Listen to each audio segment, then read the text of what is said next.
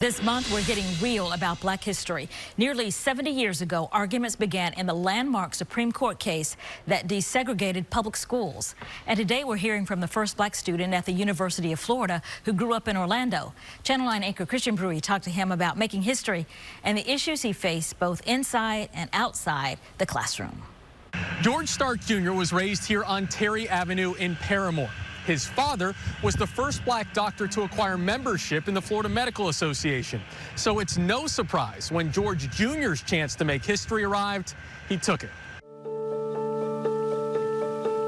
On a sunny September day in 1958, George Starke Jr. walked into a classroom at the University of Florida and became the first Black student in the school's history.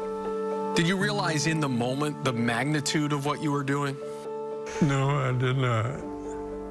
It took some time for that to dawn on me as to its real significance. Now 90 years old, Starke lives in Clermont, not far from where he grew up in Paramore. After earning his degree at Morehouse College and a few years in the Air Force, he was accepted to Florida's law school 4 years after segregation was ruled unconstitutional in Brown versus the Board of Education. It had been in the news about desegregation had been ordered at Gainesville, and I decided to apply, and was after passing the LSAT, I was admitted, to my surprise.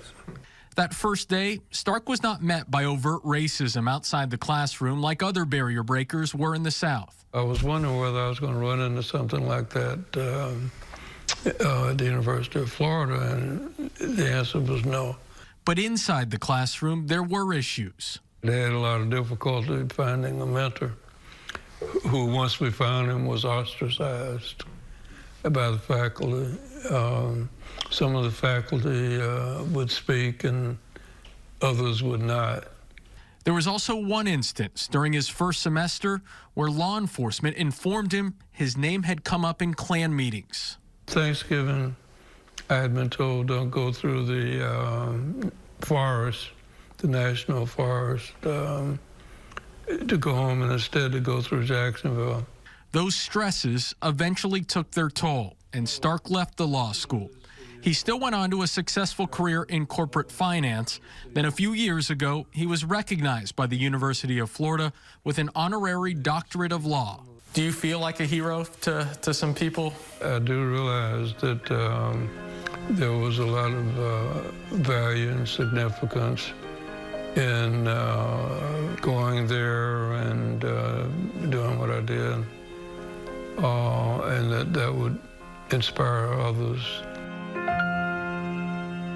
Starke was recognized last year by state leaders for his contributions to Florida history and education. In Orlando, Christian Bruey, Channel 9 Eyewitness News.